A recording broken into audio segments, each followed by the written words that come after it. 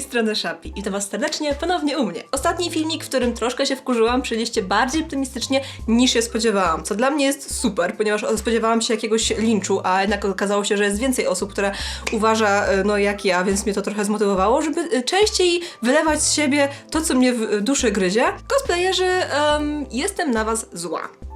Shapi się zerowała, ale o co może jej chodzić? Co się mogło stać? To nie tak chyba, że ktoś, nie wiem, założył jakąś grupkę na 1200 osób, w której naprawdę kręci się dramy absolutnie z niczego. Przy okazji wyciąga się parę jakichś brudnych, prywatnych screenów i w sumie staje się tym, dokładnie tym, czego fandom nas nienawidzi, czyli drama queens. No ale po co by ktoś takiego coś robił, prawda? Ja dzisiaj nie o tym, bo uważam, że coś takiego w ogóle nie zasługuje na osobny odcinek, ale i tak, brawa. Brawa dla wszystkich członków tej grupy. Mam nadzieję, że jesteście z siebie dumni. Dobra, ale o co będzie chodzić w tym odcinku? Pozwólcie, że nakreślę wam trochę sytuację. Jako cosplayerka jestem częścią różnych grup na fejsie, które są po prostu bardzo często po prostu sprzedażowo-wymienowe, nie? Na przykład mamy jakieś osoby, które mają kostiumy, których nie potrzebują, peruki, albo czegoś szukają i w taki sposób po prostu wrzucając swoje posty znajdują potencjalnych kupców, czy właśnie kogoś, od kogo mogą kupić takie rzeczy i w taki sposób po jakichś tam kosztach możemy właśnie handlować jakimiś cosplayowymi szpejami. I takie grupy są naprawdę super, ja naprawdę bardzo je popieram, chociaż przy niektórych właśnie postach, które widuję od paru tygodni, miesięcy, już parę się ich zebrało, widuję pewien trend, który mnie osobiście bardzo irytuje. Myślę, że zacznę od tego, że musimy sobie uświadomić jedną bardzo ważną rzecz, jaką jest fakt, mam nadzieję, że większość z was już o tym wie, że cosplay nie jest tanim hobby. Naprawdę, ja wiem, że wielu osób może dla was to być szok, niedowierzanie, że jak to za 100 sobie kostium zrobię. Słuchajcie, cosplay nie jest tani i naprawdę większość materiałów, które my kupujemy, kiedy szyjemy na przykład stroje, czy tam robimy swoje stroje własnoręcznie, są po prostu w sumie naprawdę drogie. Będzie wam trudno zrobić tani kostium. Oczywiście są sposoby na to, żeby taki koszt kostiumu obniżyć. Ja w ogóle o tym nagrałam filmik, w przyszłym tygodniu będę go publikować, także słuchajcie, tu damy kartę dla osób, które są tutaj z przeszłości, przyszłości, a dla was wyczekujcie kolejnego filmu. Coś mi się wydaje, że po prostu większość osób, które dopiero wchodzi w to hobby, nie zdaje sobie z tego sprawy. Stąd właśnie pojawia się problem szukania naprawdę tanich kostiumów. I tu również nie zrozumcie mnie źle, ja naprawdę rozumiem, że większość osób po prostu, kiedy ma do wyboru strój za 800, a tutaj kostium za 100, no to chyba nie będzie nic dziwnego, że będzie bardziej skłonny kupić ten kostium za 100. Ja osobiście też bym pewnie szukała tych kostiumów po prostu w tańszych opcjach.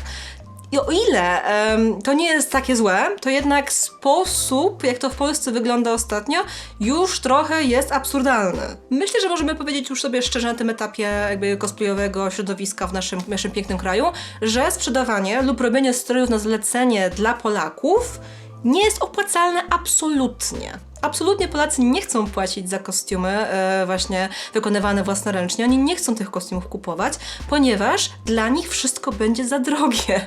Nieważne, że kiedy podliczymy tak naprawdę ile wychodzi w materiałach za ten kostium i do tego doliczy się naprawdę najniższą robociznę możliwą, dla większości Polaków i bardzo młodych cosplayerów to będzie ciągle za drogo i taki cosplayer będzie albo narzekał, albo szukał tańszej opcji, albo będzie tak długo się targował, aż w końcu wszystkim się odechce. Powinnam zacząć od tego, że niezbyt rozumiem fenomen sprzedawania na przykład peruk czy kostiumów, które są już nawet nie tylko, wiecie, z drugiej ręki, ponieważ są one jakby od sklepu czy od pierwszego kupującego, ale załóżmy od 5., 6. osoby, która ten kostium już nosiła, ta peruka już była znoszona, stylizowana 15 000 razy i ktoś próbuje ten kostium czy tą perukę sprzedać za tyle samo, za ile on teraz kosztuje w sklepie, ewentualnie nawet czasem więcej. Co siedzi w głowach takich ludzi? Słuchajcie, jeżeli takie stroje sprzedajecie, które już były po prostu znoszone, one mają właśnie jakieś swoje już wady, jakieś wytarcia, nitki wyprute, no dużo różnych akcji, prawda, one te kostiumy mogły przejść. Nie wiem, co siedzi w waszych głowach, że chcecie te kostiumy sprzedać za tyle samo, ile kosztuje nówka. Jeżeli oczywiście ktoś się znajdzie, że taki kostium kupi od was, no to po prostu no good for you, no wolne oklaski publiczności, naprawdę jesteście mistrzami tego biznesu. Ale no ja osobiście to bym się czuła dziwnie i tak trochę obleśnie, gdybym sprzedawała coś, co jest po prostu już z 8. ręki, za tyle samo albo więcej, ile je kupiłam. Natomiast nie mam nic przeciwko i wydaje mi się, że również większość z was nie powinna mieć, jeżeli wiecie, jak działa rynek, wolny rynek, przeciwko temu, że niektórzy ludzie ściągają jakieś rzeczy z Chin, właśnie z AliExpress, po czym sprzedają je w Polsce drożej ze swoją marżą. I nie chcę nikogo wyciągać ze swojego świata bajek, ale nie wiem właśnie, czy sobie zdajecie sprawę, że większość sklepów w naszym pięknym kraju i ogólnie na świecie tak funkcjonuje, że ściąga właśnie jakieś rzeczy z krajów, gdzie taka produkcja takich rzeczy jest po prostu tańsza, typu Chiny, Indie, Bangladesz, ściągając tam właśnie ciuchy, jakieś przedmioty, wszystko tak naprawdę, łącznie z kostiumami, perukami, po czym ściągają je do swojego kraju i tam sprzedają z marżą 15-10%. I to jest całkowicie normalne. I to się nazywa, nie wiem, biznes, sklepy.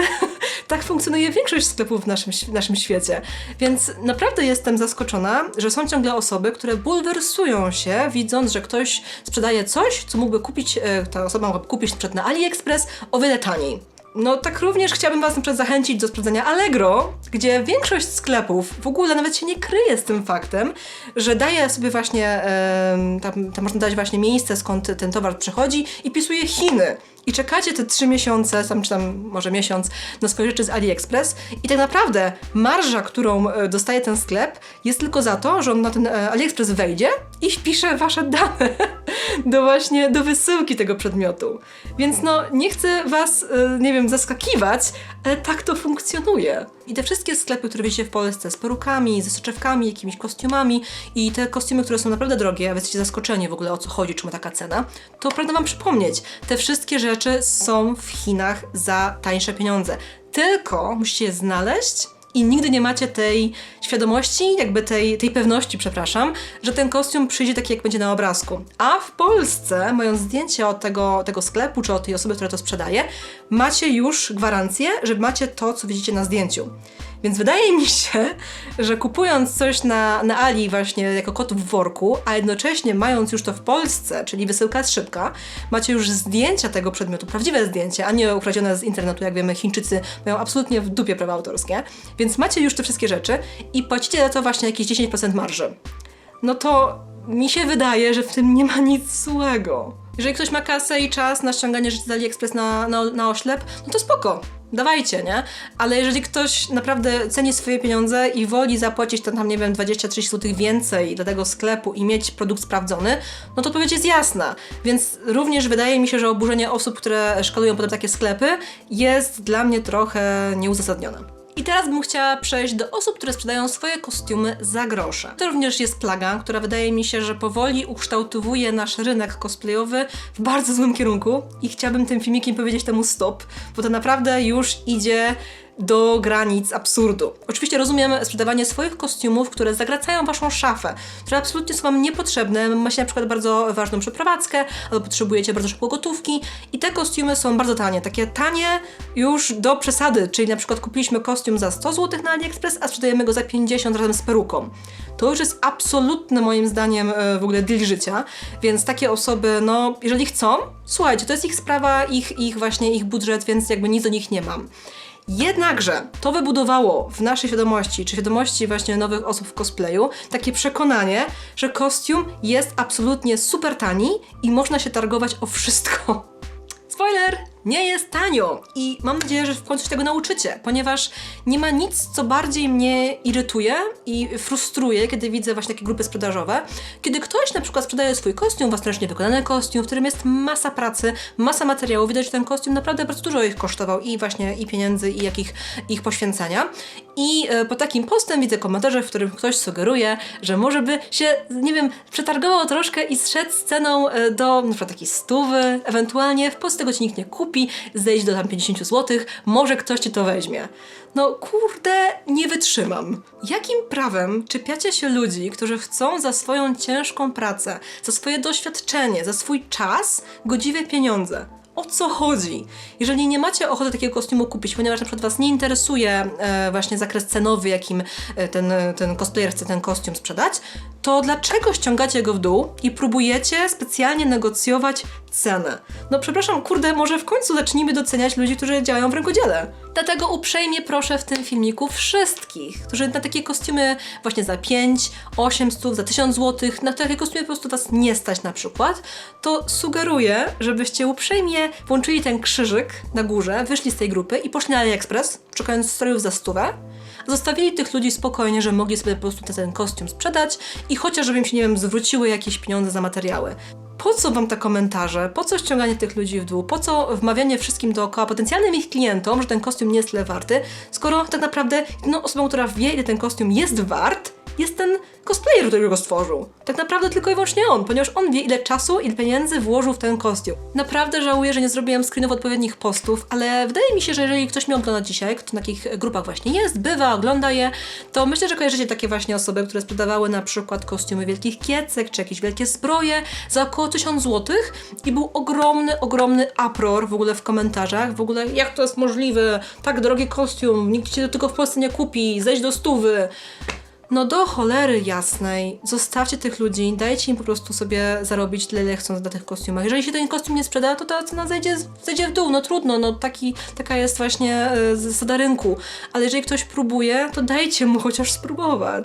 I tu płynnie przechodzimy do kolejnej rzeczy, która wydaje mi się, że jest jeszcze gorsza w tej mentalności Polaków, jeżeli chodzi o cosplay, czyli zlecenia i robienie strojów pod klienta. Chciałabym uprzejmie zaapelować, błagam was, ludzie, wszyscy, którzy teraz w tym momencie myślą o sobie zrobieniu jakiegoś właśnie zlecenia, jakiegoś cosplayera, jakiegoś komisza, wybierzcie się czasem może na jakiś internet, czy nie wiem, do sklepu budowlanego, czy ewentualnie właśnie do jakiejś hurtowni z materiałami i sprawdźcie, ile kosztują materiały, które byście mogli użyć na kostium, nawet jeżeli nie macie pojęcia, jak ten kostium zrobić, to chociaż materiały mniej więcej są na półkach. Kleje, nitki, słuchajcie, jakieś suwaki, dodatki, guziki, farby, to wszystko absolutnie kosztuje masę hajsu. Więc to jest już jedna rzecz, do tego doliczmy jeszcze robociznę. Pragnę wam dzisiaj wszystkim przypomnieć, że najniższa krajowa w Polsce na 2020 rok jest 111 zł netto. I takie pieniądze zarabiają naprawdę osoby, które pracują w bardzo mało wymagających pracach, pracach fizycznych, pracach naprawdę powtarzalnych, na przykład jakieś taśmy, czy sklejanie czegoś, właśnie jakiś kopert. To są osoby, które tak naprawdę nie wymagają dużo jakby doświadczenia, czy jakiegoś fachu w swoim zawodzie. I tutaj przychodzą osoby, które wam te kostiumy chcą wykonać, czyli osoby, które są po prostu wyuczone swojego fachu, mają właśnie jakiś fach w ręku, umieją szyć, umieją malować, umieją układać peruki i to wszystko, co oni umieją, przyszło z latami tak naprawdę doświadczenia i po prostu praktyki. Więc powiedzcie mi, dlaczego uważacie, że takie osoby właśnie, które się na swoim fachu znają, mają zarabiać mniej niż najniższa krajowa? Przykro mi to mówić, ale przerażająca ilość osób w Polsce niestety próbuje właśnie złożyć jakieś zamówienia, jakieś zlecenia u innych cosplayerów na kostiumy, na dodatki za kwotę, która tak naprawdę nawet bardzo często nie jest w stanie pokryć ceny materiałów takiego kostiumu. I takie osoby są bardzo często również po prostu oburzone, kiedy taki cosplayer odmawia albo mówi, że potrzebuje większego budżetu, ponieważ nie jest w stanie takiego kostiumu zrealizować. Staram sobie tak to właśnie wszystko tłumaczyć faktem, że osoby, które takie zlecenia składają, są po prostu młode, niedoświadczone i jakby dopiero stawiają pierwsze kroki właśnie w naszym cosplayowym hobby. Nie zdają sobie sprawy, ile po prostu materiały kosztują, ile po prostu robocizna drugiej osoby może kosztować. Stąd nie jestem zła i jakby nie winię ich za to, że szukają tych najniższych w ogóle zleceń i cen. Jednakże musimy w końcu zrozumieć, że pisanie takich komentarzy właśnie na grupach sprzedażowych typu to jest za drogie, to się w ogóle nie sprzeda, a ewentualnie negocjacja do krwi, słuchajcie, do najniższych kwot, jakie ta osoba może po prostu przyjąć, żeby chociaż ten kostium się w jakikolwiek sposób zwrócił, są złe. I takie właśnie zachowanie sprawia, że nowe osoby w tym hobby uczą się, że mogą kupić kostium za 50 zł.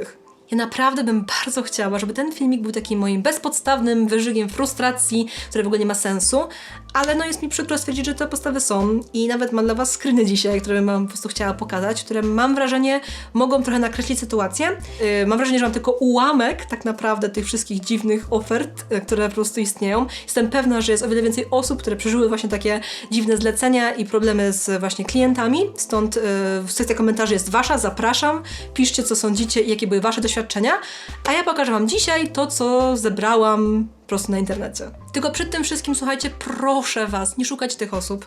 Ja celowo zamazałam wszystkie dane osobowe, więc naprawdę ja mam wrażenie, że po prostu takie osoby nie są świadome, ile to wszystko kosztuje, więc mój post i mój filmik nie ma na celu zrobienia nikomu krzywdy i przykrości. Ale mam wrażenie, że ciągle te posty mogą nam jakby posłużyć jako przykład i jako nauczka, jak po prostu takich rzeczy nie robić na przyszłość dla innych. Lecimy z pierwszym przykładem.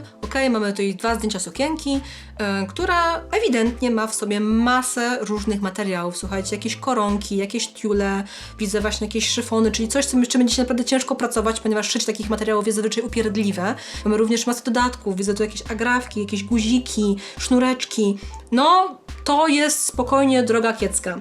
I osoba z tego posta chciałaby, żeby ktoś uszył sukienkę za 200 zł. Cieszę się, że było tu parę komentarzy, w których ludzie pisali tej osobie właśnie, że 200 zł to jest tak naprawdę może kwestia materiałów, a nie koniecznie nawet dłubaniny przy tej pracy. No, cieszę się, że takie osoby dość szybko zareagowały. Jednak, no, słuchajcie, 200 za taką sukienkę to jest tak naprawdę minimum za materiały. Więc no, nic z tego. Dobra, drugi przykład to jest, nie ukrywam, coś, co tak naprawdę ruszyło mnie do nagrania tego filmiku. Mianowicie, tutaj pani szuka sukienki kochaku z Dr. Stone'a za 50 zł. No, ja naprawdę nie mam słów, patrząc właśnie jaki to jest budżet tego kostiumu, ale nawet nie uderzyło mnie tak bardzo to, że ona szuka tego kostiumu za 50 zł, no już mówiliśmy wcześniej, ludzie nie są świadomi, ile to kosztuje, tylko że ta osoba napisała, cytuję, po prostu proszę o zrozumienie, że muszę zakupić też inne rzeczy. W jakim ty świecie żyjesz, dziewczyno? Czy, nie wiem, nie zdajesz sobie sprawy, że inne osoby, które również mają ci te usługi wyświadczyć, jak na przykład, nie wiem, ta krasowa w tym przypadku, czy jakiś lekarz, on również musi kupić inne rzeczy, jak na przykład taka burżujna sprawa, na przykład jedzenie. Nie wiem, no po prostu ten post mnie rozwalił na łopatki. Dość szybko ta osoba została właśnie uświadomiona, że to jest nierozsądne i w ogóle śmieszne, więc ten post usunęła. To jest dla mnie w ogóle przykład na to, jak takie początkujące osoby właśnie w cosplayu widzą kwestię finansową tego hobby. Dobra, napiłam się trochę herbaty, żeby mi to gardło trochę zeszło. Mam nadzieję, że nie mam gdzieś ciastka tutaj, także sorry. Już się trochę uspokoiłam, żeby nie było, że taka jestem furiatka dzisiaj w tym nagraniu, ale po prostu strasznie ten temat wkurza. No nic, ale wracamy do naszych screenów, ponieważ mam kolejny bardzo fajny screen, który prezentuje tutaj taką osobę, która chciałaby kupić 9 lisich ogonów za 300 zł. Ogólnie wiecie, ja nie jestem zbyt często szyjąca z futra, więc jakby nie jestem do końca świadoma, ile to kosztuje, ale zrobiłam sobie mały research, no bo przecież jaki to jest problem, 2 sekundy w Google. I wyszło mi, że tak pomyślałam, że tak metr materiału to jest tak na jeden ogon, tak z zapasem, nie wiem, może mniej, ale liczmy ten metr, dobra? Tak bezpiecznie ten metr. Metr materiału długiego futra to jest około 50 do 70 zł. Jak pomnożycie to razy 9, to wychodzi minimum 500 na jakby szycie tego, prawda, tych ogonów. Dołóżmy sobie jeszcze stelaż, dołóżmy sobie, kurczę, jeszcze właśnie robotę tej osoby, wszystkie nitki, wypchanie tych ogonów. To nie będzie 200 zł. Więc tam parę osób widziałam, że próbowało uświadomić tą osobę w komentarzach, że kurde, skąd w ogóle takie tanie futro chcesz wyczasnąć, dziewczyno? I w ogóle o co chodzi? Więc widzę, że tam jakby chyba załapała po jakimś czasie, że to nie jest wykonalne, ale ciągle. Przepraszam, to było 300 zł, 300 zł. 300 zł za 9 ogonów. Wow. Mam sobie więcej tych przykładów, ale nie chcę tego filmiku już tak bardzo, bardzo przeciągać, więc pokażę wam tylko jeszcze moją ulubienicę z ostatnich czasów, po prostu piękną. No, ta osoba szukała stroju Mercy, tej różowej Mercy, właśnie tam ta skórka była wypuszczona na bodajże Dzień Kobiet, czy tam była to zbiórka charytatywna właśnie na raka piersi, coś w tym stylu, bardzo ładna skórka by the way. I ta dziewczyna szukała tego stroju, na początku szukała różdżki do tej Mercy, czyli tego stafu, za 100 zł.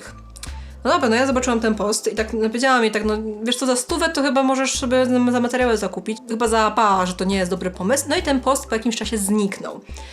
Nie minęło może parę godzin, pojawił się post, że szuka ona skrzydeł. Również do Mercy i również za 100 zł. Już w ogóle pomijając fakt, że skrzydła będą o wiele droższe i bardziej wymagające więcej wiecie, technik, w ogóle zaangażowania, w ogóle świadomości, jak takie skrzydła zbudować, żeby one się trzymały. Żeby dowiedzieć się, że następnego dnia pojawił się kolejny post, w którym ta dziewczyna szuka już całego stroju tej wersji. I słuchajcie, 200 zł, w okolicach 200 zł, ale że może negocjować.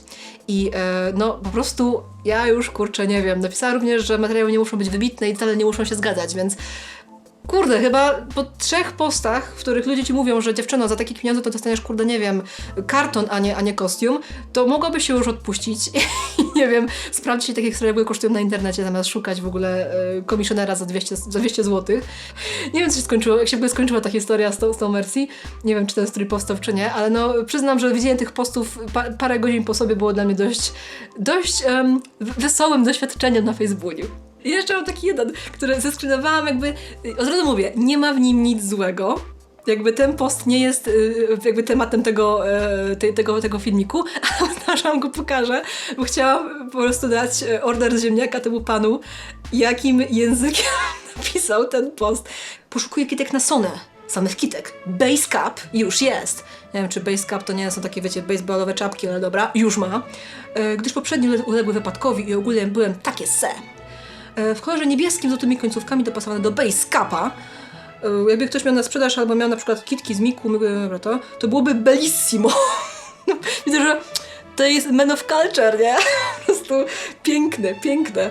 I to, co mnie urzekło najbardziej, oferuje tyle eurogąbek, ile trzeba. Drogi tej panie kliencie, ja naprawdę jestem wzruszona tą ofertą. Gdybym tylko takie kitki miała do twojego base capa i bym mogła zarobić eurogąbki, to bym ci takie kitki zrobiła, ale niestety takich nie mam. Więc no, szanuję. Myślę, że dobra reklama to jest klucz do biznesu i sukcesu. Mam jeszcze więcej, ale chyba już tyle wystarczy, nie będę tego segmentu dalej ciągnąć. Myślę, że wiecie, o co mi chodzi i myślę, że to jest jakiś trochę przykład na to, co w tym internecie jest. Prawda, że już nie mam więcej tych screenów, zwłaszcza tych takich screenów, tych właśnie postów o całych kostiumach, które były za drogie dla polskiego odbiorcy. No przyznam się wam, że to jest przykre, że takie rzeczy się widzi. I ponownie mam taką nadzieję, że to nie jest zła wola tych ludzi, tylko oni po prostu nie są świadomi, ile kosztuje rękodzieło. A w razie, gdybyście byli ciekawi, jak taki kostium tak naprawdę kosztuje, zapraszam was na kanał V-Cosplay i Wojtiego, to jej na dole będzie gdzieś link do nich w opisie, ponieważ ten filmik jest właśnie taką naszą kolaboracją pierwszą, w której staramy się właśnie razem stworzyć film, w którym ja jestem tą wredną, która się wyżywa i mówi wam, co mnie wkurza, a ja będzie wam tłumaczyć od podszewki, jak taki kostium właśnie wyliczyć, rozliczyć, zobaczyć, ile tak naprawdę kosztuje cosplay i jak naprawdę no, zrobić sobie budżet tego stroju, żeby zobaczyć, no ile taki kostium może nas naprawdę wynosić. Ja tylko bym chciała podsumować ten filmik takim stwierdzeniem: nie bądźmy noszami biznesu. Schowajmy te wąsy, słuchajcie, tą cebulę z butów i postarajmy się trochę bardziej szanować artystów i to, co oni tworzą. Ja wiem, że w Polsce i ogólnie na świecie jest takie, bardzo ciężko jest zrozumieć, że artyści mogą również chcieć pieniędzy za swoją pracę. Wiele razy już widziałam sytuacje, w których właśnie ktoś rysuje i potem było: rysujesz coś za darmo? Czemu nie? Zrobisz mi w ogóle cosplay za darmo? Czemu nie? Ponieważ no to jest twoja pasja, więc czemu nie zrobisz mi tego za darmo? I mam wrażenie, że dopóki nie wyjdziemy z tego mindsetu, w którym właśnie skoro artysta robi coś, co kocha, to nie powinien za to wziąć pieniędzy, to nigdy tacy ludzie nie będą tak naprawdę w stanie się utrzymywać sami ze swojej pracy i no też nie będą chcieli takich rzeczy robić dla nikogo. Z takim podejściem chyba daleko nie zajdziemy, nie? Ja ogólnie nie wiem, czy ten filmik nie jest złym pomysłem i nie skończy się potem w komentarzach taki upload, taki po czapi, to kurde, nie mów mi, co mam robić, nie jesteśmy prawdziwą mamą. No nie jestem, więc nie mam prawa wam nic jakby narzucić w waszym zachowaniu, ale ciągle mam taką nadzieję, że chociaż cokolwiek się zmieni, jeżeli macie ochotę się na mnie wyżyć, to proszę bardzo, ja się tym nie przejmę, ale wydaje mi się, że chociaż trochę pomogę tym ludziom, którzy chcieliby chociaż troszeczkę dorobić ze swojej pasji i jest im na pewno przykro, że ich praca, którą właśnie starają się sprzedać, chociaż bardzo często, choćby za cenę materiałów, jest tak bardzo ściągana w dół i coraz mniej się ją ceni. No to chyba będzie na tyle, nie? Dzięki za oglądanie mnie dzisiaj. Mam nadzieję, że was tym filmikiem nie odstraszyłam od siebie, ponieważ wiem, że dużo osób dzisiaj na kanale nowych w ogóle. Cześć, witam was. Nie wiem, jak do mnie trafiliście, ale jest mi bardzo miło, że mnie oglądacie. Ostatnio mamy właśnie kanał się rozwija bardzo fajnie i chcę wam za to podziękować. Nie wiem, czy to jest kwestia tego, że się zrobiłam trochę taka bardziej luźna, naturalna przed kamerą, czy może tego, że mamy pandemię i kurde, mamy więcej czasu na jakieś głupoty w internecie. Tak czy siak, dzięki, że byliście. Zachęcam was w ogóle do mojego Instagrama, tu gdzieś tam linki, tutaj coś zobaczymy, jak to wyjdzie w edycji, ponieważ tam wrzucam naprawdę rzeczy codziennie i widzicie, co ja robię i jakie filmy się szykują, więc możecie mieć jakieś małe spoilery i ogólnie jakoś tak tam mi się przyjemnie z wami rozmawia. Zachęcam was serdecznie do subowania kanału, tu będzie właśnie link, ewentualnie do bycia moim patronem na Patronite lub do innych moich filmików. Spodziewałam się trochę komentarzy, ale mamo, nie krzycz. Obiecuję wam, że nie będę więcej krzyczeć, chyba że będziecie niemili i niegrzeczni, to wtedy będę musiała coś znowu nagrać i będę krzyczeć. Ale postaram się nie, mam nadzieję, że nie. No. Dzięki za dzisiaj, widzimy się już w kolejną środę i co? Do zobaczenia, pa! Buźka!